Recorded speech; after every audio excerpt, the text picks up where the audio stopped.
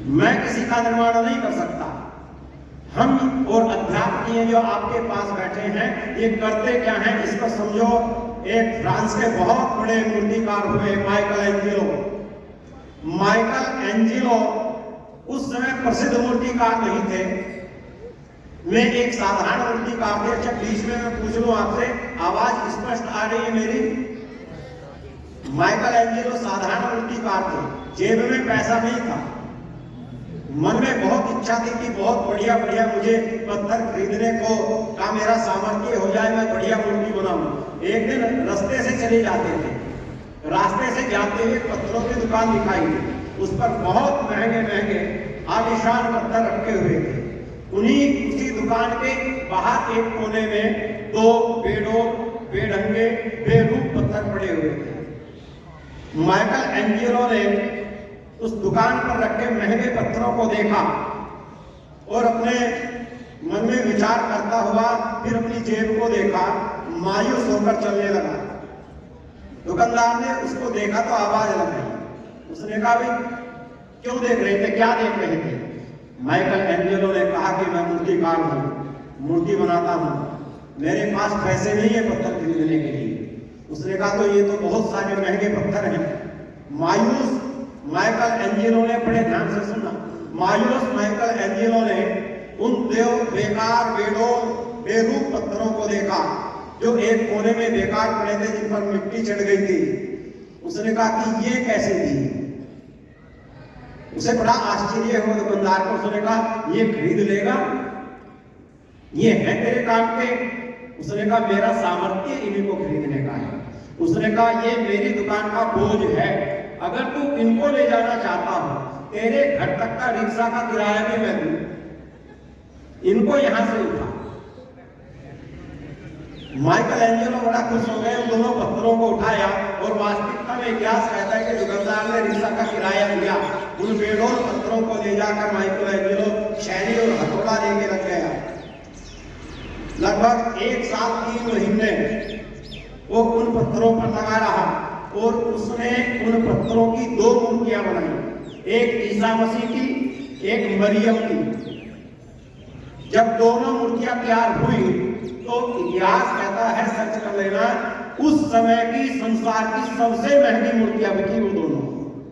जब वो अखबार में छपी, एक तरफ दोनों मूर्तियां छपी थी और एक तरफ दोनों में जिन पत्थरों से वो मूर्तियां बनी थी वो छपे थे।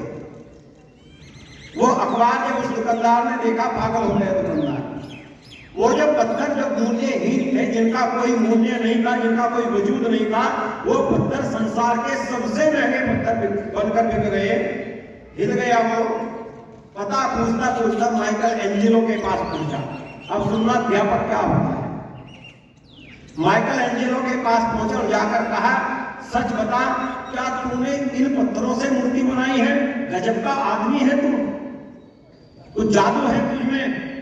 जो पत्थर बिल्कुल मूल्यहीन थे, तूने संसार में सबसे महंगे पत्थर बनाकर बेच दिया। क्या किया तूने?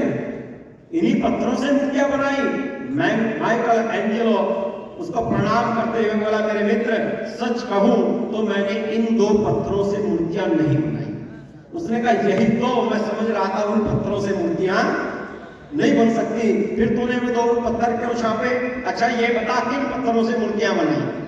माइकल एंजेलो बोला, मेरा सामर्थ्य नहीं था कि और पत्थरों से मूर्तियां बनाता, पत्थर तो वही थे, परंतु मैं सच कहता हूं उन पत्थरों से मैंने मूर्तियां नहीं बनाई। उसने कहा पहले को क्यों बुझाता है, सच बता क्या बात है? माइकल एंजेलो बोला, मेरे मित्र तो सुन, मैंने उन पत्थरों से मूर्तियां नहीं बनाई, और जिस समय तेरी दुकान पर मैंने 2 पत्थर पड़े हुए देखे, उसी समय उन पत्थरों में मैंने एक में मरियम देखी, एक में ईसा मसीह देखे। मैं तो 1.5 साल से उस पत्थरों में बसे हुए मरियम और ईसा मसीह के चारों तरफ जो बेकार पत्थर चढ़ा हुआ था उसको उतारता रहा। जब वो बेकार उतर गया, जो बचा वो मरियम और ईसा मसीह थे।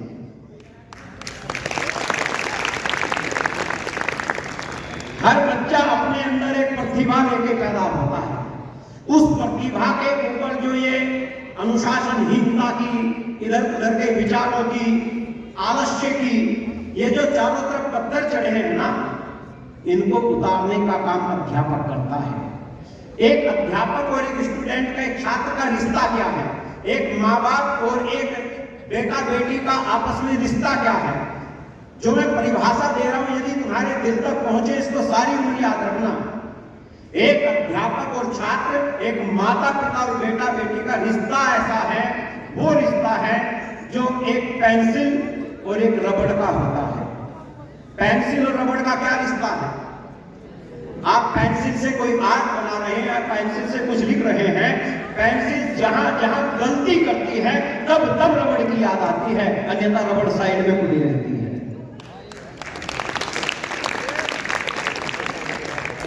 और अपनी गंभीरता से सुनना, मैं जो कहने जा रहा हूं, रबड़ की याद कब कब आती है?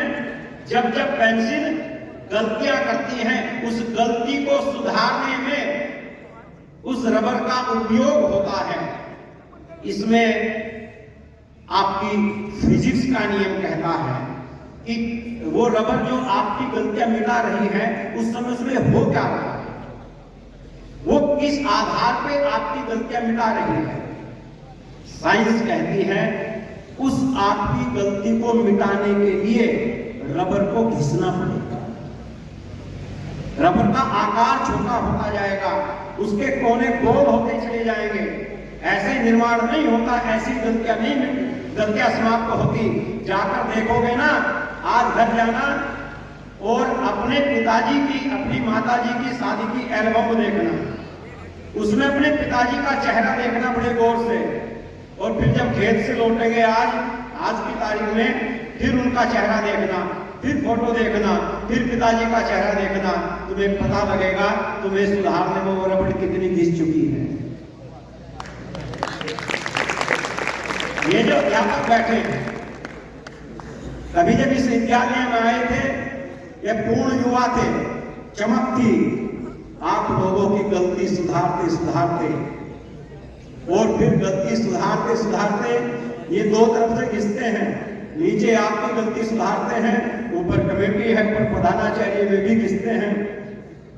जब आज निकलोगे, एक बार इन अध्यापकों, इन अध्यापिकाओं का चेहरा बड़े गौर से देखना, तुम्हें पता लगेगा तुम्हें बनाने में कोई कितना मिट चुका है। यदि ये आभास, यदि ये चोट, यदि ये अनुभव आपके दिल पर लग गया, दिल पर देकर गए, तो तुम्हारा शरीर यहां से जा सकता है, तुम स्कूल छोड़ सकते हो, तुम्हारा संबंध, तुम्हारी यादें, तुम्हारी स्मृतियां इन अध्यापकों के हृदय से, इस विद्यालय से कभी कभी मिटेंगे नहीं, ये हमेशा बनी रहेंगे। इसमें अब इमोशनल से हटके थोड़ी बात हम करेंगे, बोर तो नहीं हो गए। 3 प्रकार के स्नातक होते हैं। एक बच्चा जब विद्यालय पूरा करता है, हमारे शास्त्र कहते हैं 3 प्रकार के स्नातक होते हैं। नंबर 1 विद्या